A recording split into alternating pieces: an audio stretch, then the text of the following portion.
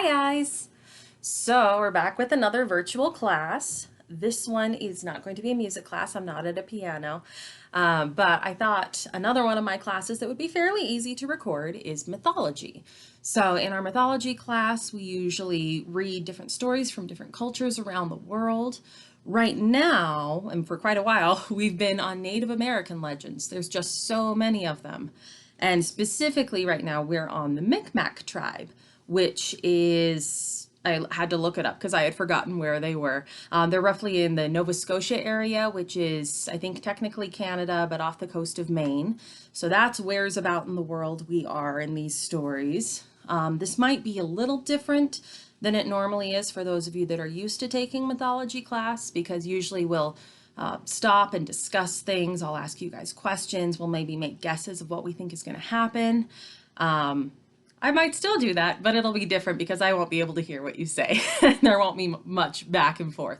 But one thing we do usually do in mythology class that I do want you guys to do at home, if you can, is grab some paper and pencil, because we usually draw while we're listening to these stories. You can draw one of the animals or characters that comes up in the stories, maybe depict some of the action that's happened in them, or just draw whatever you want. You can draw some designs or random animals. It's up to you guys. But if you do have access to paper and pencil, maybe pause and go grab some, because I think it would be great if we did this as we normally do. So our first story today is How Rabbit Got His Long Ears. So we've heard a few versions of how Rabbit got his long ears.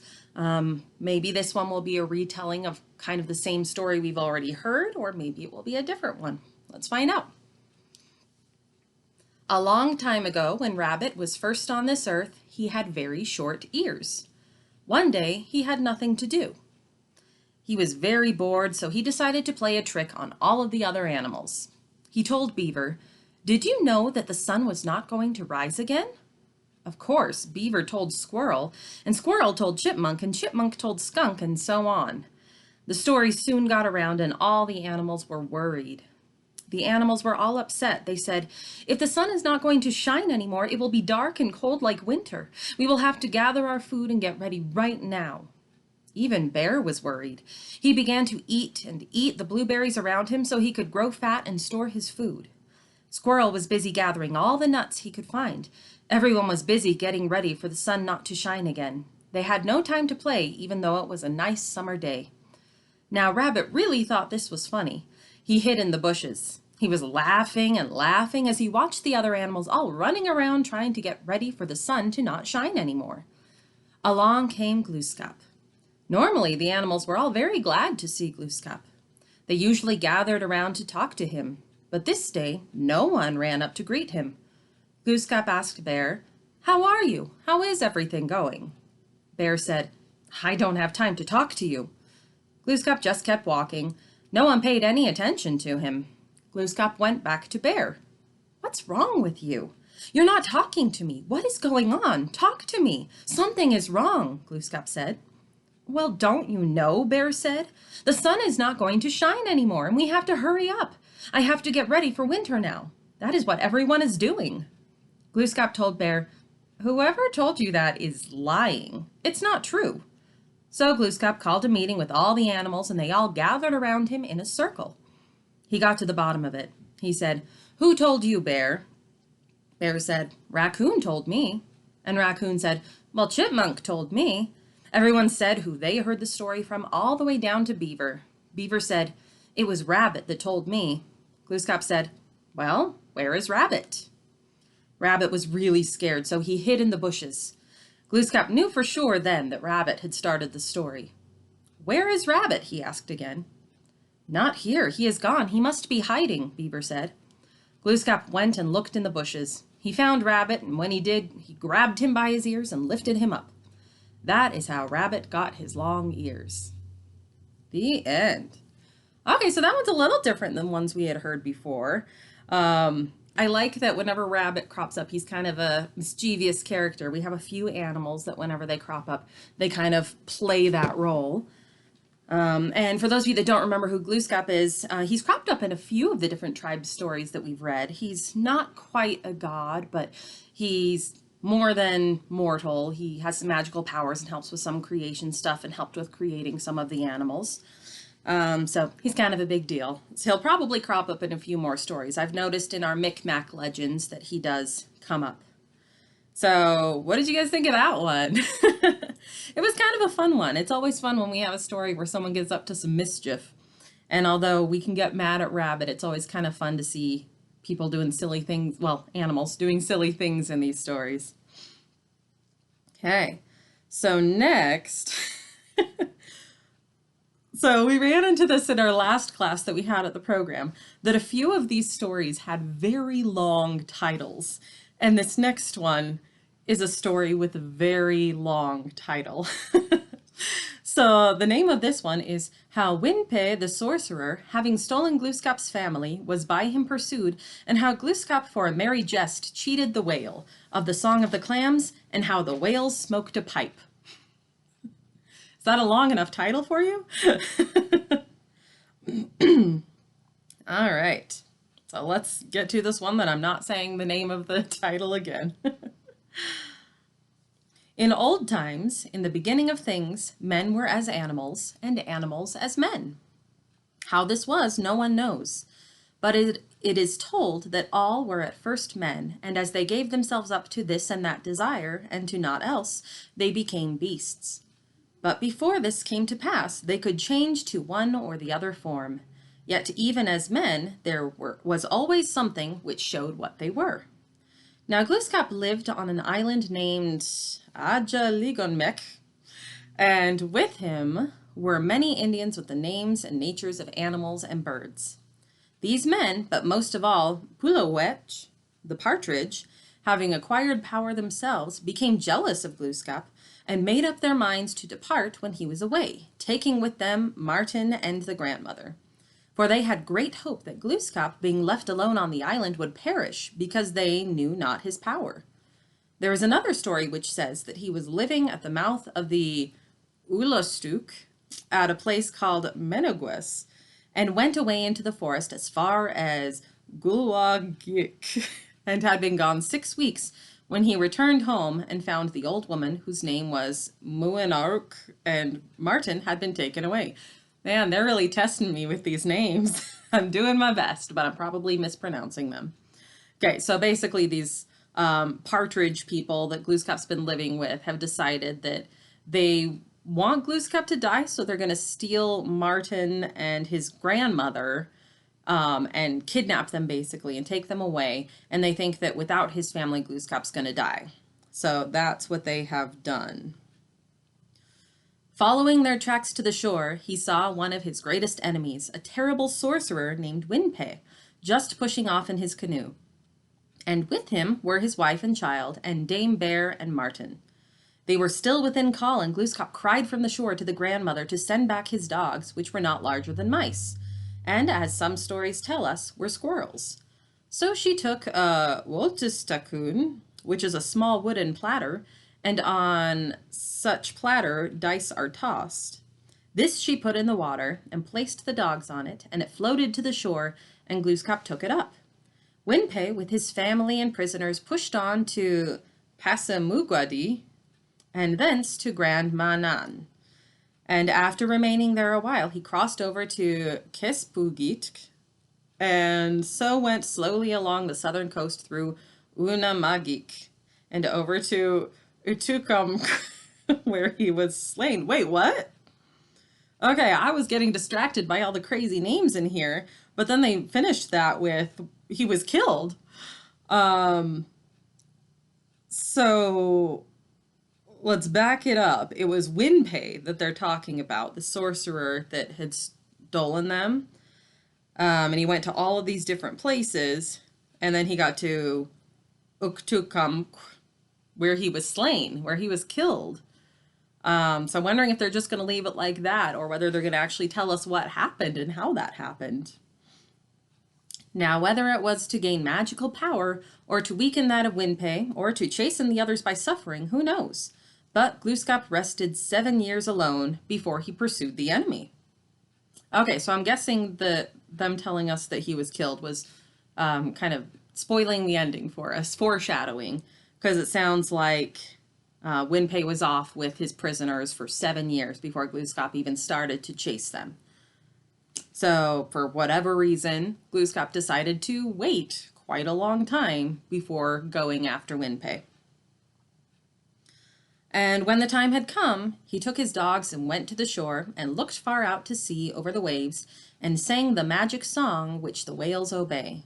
Soon there rose in the distance a small whale who had heard the call and came to Glooskap, but he was then very great, and he put one foot on the whale to test his weight, and the fish sank under him, so he sent it away.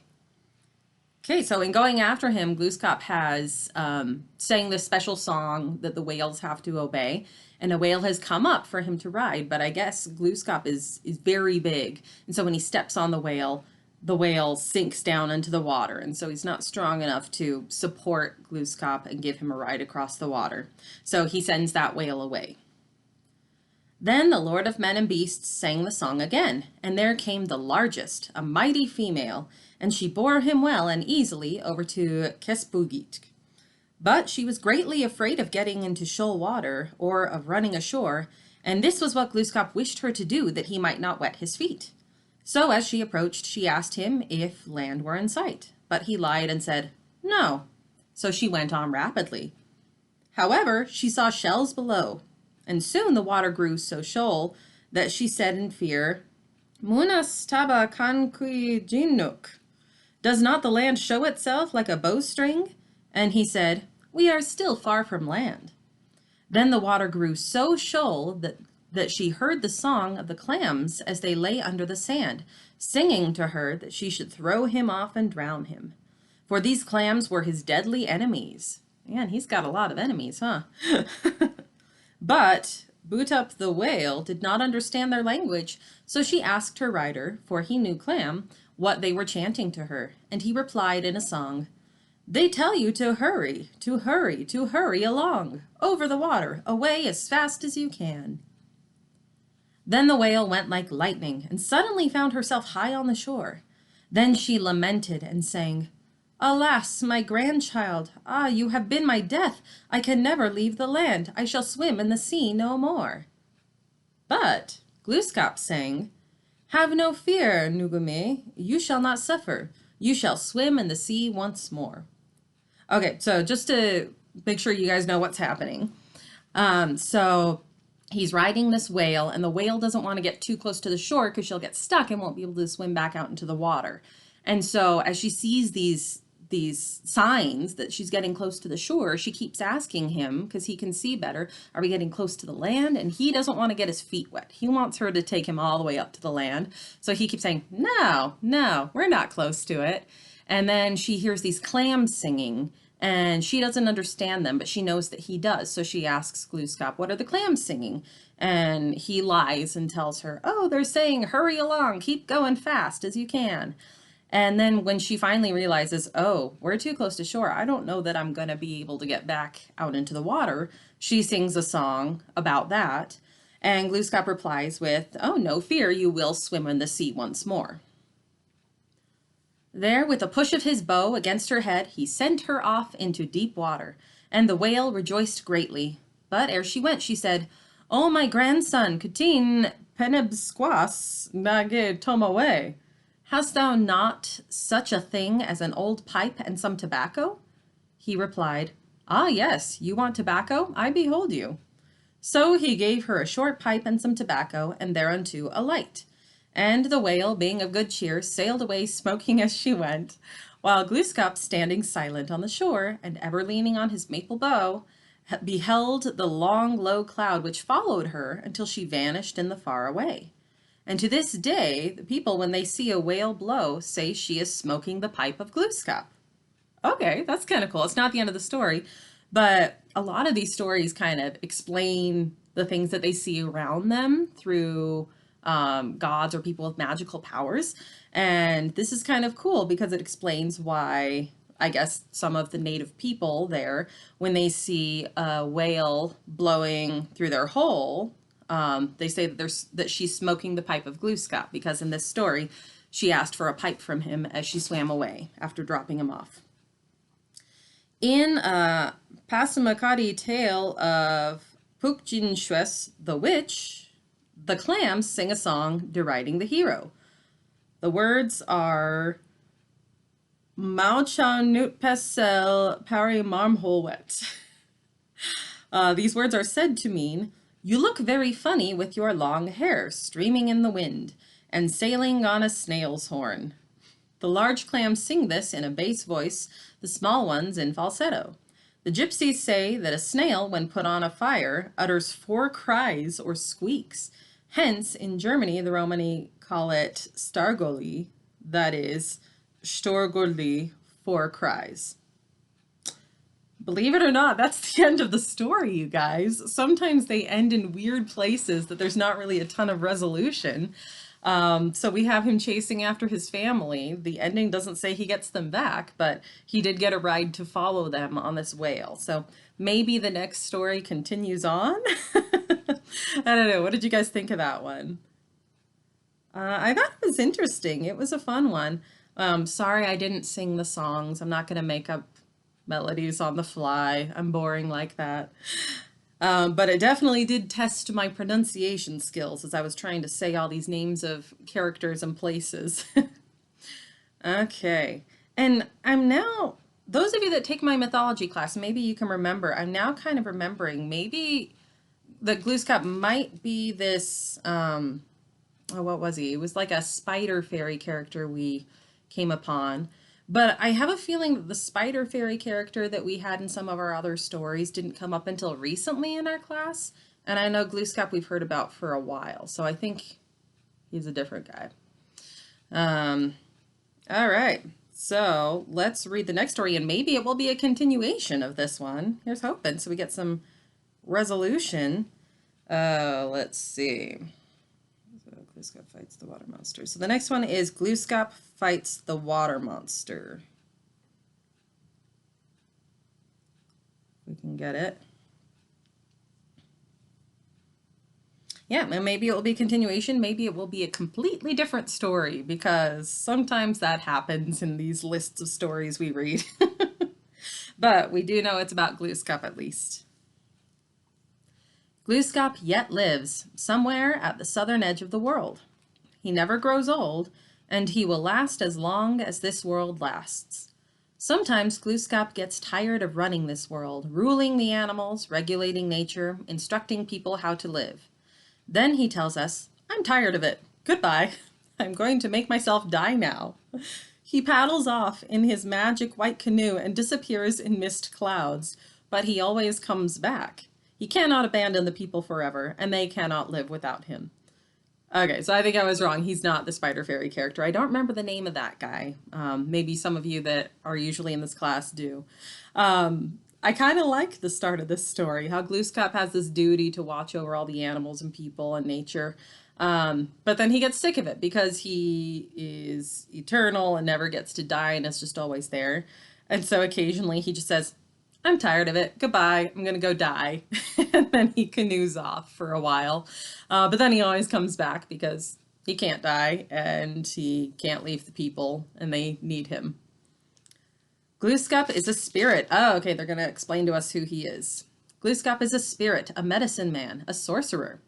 He can make men and women smile. He can do anything. Glooskap made all the animals, creating them to be peaceful and useful to humans. When he formed the first squirrel, it was as big as a whale. Ugh, can you imagine a squirrel as big as a whale?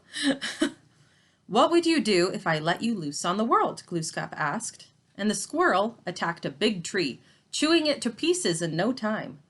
"You're too destructive for your size," Glooskap said, and remade him small. The first beaver also was as big as a whale, but it built a dam that flooded the country from horizon to horizon. Glooskap said, "You'll drown all the people if I let you loose like this." He tapped the beaver on the back, and it shrank to its present size. The first moose was so tall that it reached to the sky and looked altogether different from the way it looks now. It trampled everything in its path, forests, mountains, everything. "You'll ruin everything," Glooskap said. "You'll step on people and kill them." Glooskap tapped the moose on the back to make it small, but the moose refused to become smaller. So Glooskap killed it and recreated it in a different size and with a different look. In this way, Glooskap made everything as it should be. Okay, so when he was creating all the animals, they were all different sizes than they are now. And then when he saw how they would act at that size, if they were acting in a way that wasn't good for everything else on the earth, he would adjust them to be the right size. And in Moose's case, Moose refused to be a different size. And so he killed him and then started again from scratch and made Moose again to be different. So I guess he went around with all the different animals and kind of created them in that way, testing how they would act at that size.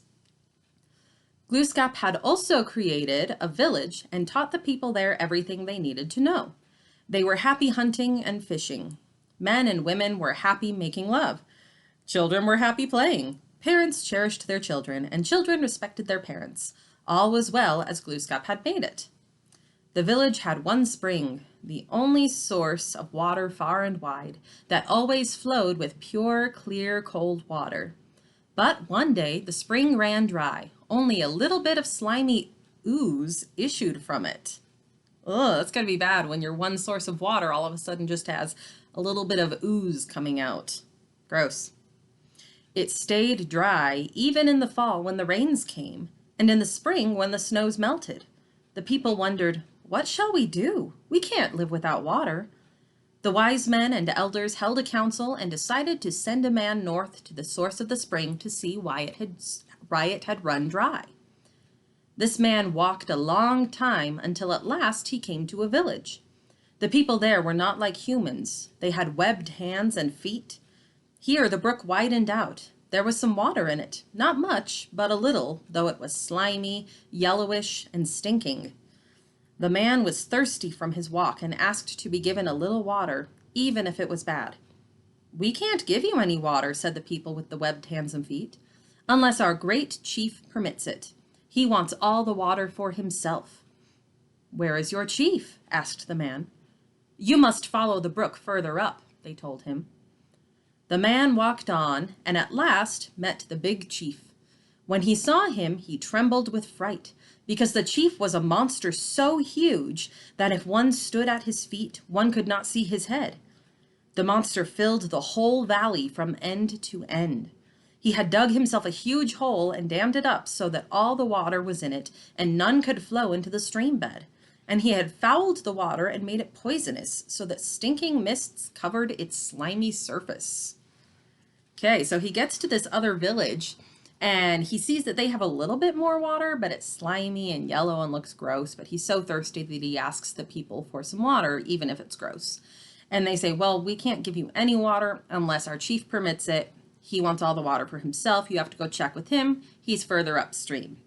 So this man goes and finds him. And when he does find him, he finds that the chief is this giant monster who has filled the whole valley. That's how big he is. And he's kept all of the water there because he wants all of the water, and also made it poisonous. And there's a stinky mist and a slimy surface on all of the water. The monster had a mile-wide, grinning mouth going from ear to ear. His dull yellow eyes started out of his head like huge pine knots. His body was bloated and covered with warts as big as mountains. The monster stared dully at the man with his protruding eyes and finally said in a fearsome croak, "Little man, what do you want?" The man was terrified, but he said, "I come from a village far downstream. Our only spring ran dry because you're keeping all the water for yourself. We would like you to let us have some of this water. Also, please don't muddy it too much." The monster blinked at him a few times. Finally, he croaked, "Do as you please. Do as you please. I don't care. I don't care. If you want water, go elsewhere." The man said, "We need the water. The people are dying of thirst." The monster replied, "I don't care. I don't care. Don't bother me. Don't bother me. Go away. Go away, or I'll swallow you up." The monster opened his mouth wide from ear to ear, and inside it the man could see the many things that the creature had killed. The monster gulped a few times and smacked his lips with a noise like thunder. At this, the man's courage broke, and he turned and ran away as fast as he could. Back at his village, the man told the people, "Nothing can be done. If we complain, this monster will swallow us up. He'll kill us all." The people were in despair. "What shall we do?" they cried. Now, Glooskap knows everything that goes on in the world, even before it happens. He sees everything with his inward eye. He said, "I must set things right. I'll have to get water for the people." Then Glooskap girded himself for war. He painted his body with paint as red as blood.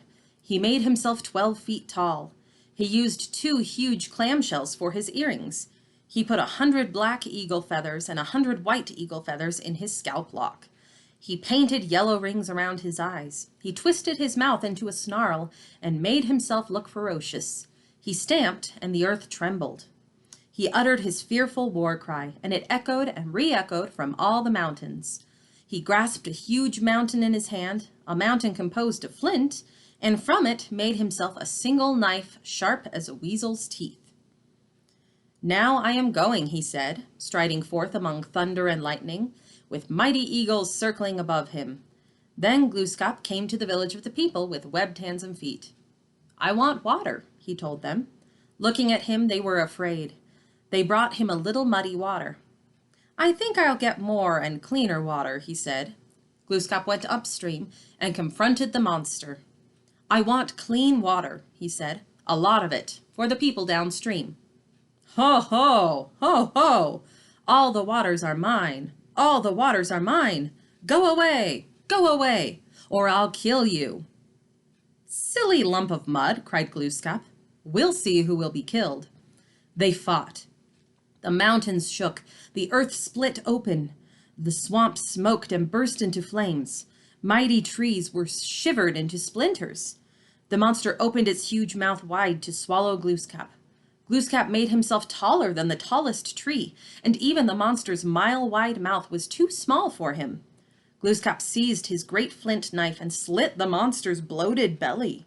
From the wound gushed a mighty stream, a roaring river, tumbling, rolling, foaming, down, down, down, gouging out for itself a vast, deep bed, flowing by the village and on to the great sea of the east. "That should be enough water for the people," said Glooskap. He grasped the monster and squeezed him in his mighty palm, squeezed and threw him away, flinging him into the swamp. Glooskap had squeezed this great creature into a small bullfrog, and ever since the bullfrog's skin has been wrinkled because Glooskap squeezed so hard. The end. Well, that was kind of a cool story. It was a long one, but it had lots of action. I had a big fight at the end with a monster. And it's interesting that the way that Glooskap avoided being killed by the monster is by making himself really big so that the monster's mouth was too small to swallow him. Because it sounds like the monster that was hogging all of the water only killed people by swallowing them. So Glooskap got around that by becoming really, really big. And then he cut open his stomach, and all of the water that the monster had been hoarding came out and flowed out and made this huge stream that flowed out to the sea so that everyone had water. And then, did you guys catch what happened to the monster at the end? He squeezed him in his hands until he became really small. And then the monster became a bullfrog. And the bullfrog has wrinkled skin because of how hard Glooskap squeezed him when he was making him smaller. And they kind of prepared us for that with at the beginning how they were talking about the different animals being made different sizes by Glooskap. So that was a cool one. I enjoyed that one. So I think that's all I'll have time for in this video today. But we had that story with Glooskap fighting the water monster. And let's see if I can... Oh, we had the one with the really long title that didn't really have any resolution of chasing Winpei the sorcerer with his family and riding the whale there and hearing the clams. We didn't hear in that story that he got his family back. So maybe in one of the other stories we'll read in the coming weeks, they'll resolve that story and tell us how that happens. And then we also had how Rabbit got his long ears. So that was the one where Rabbit was playing the trick on everyone, and then he got in trouble and got pulled out of the bushes by his ears, and that's what made his ears long. So we only had the 3 stories today. I think I liked the last one the best, but they were all pretty fun ones, even if the last one had a lot of difficult words for me to pronounce. So I'll probably do another one of these mythology videos next week. And next week we'll be learning about, let's see, some of the titles coming up: Legend of the Turtle, Little Burnt Face, and then it looks like we also have some creation stories from the Micmac tribe. So it's always interesting reading the creation stories because a lot of them have similar elements, but they're different.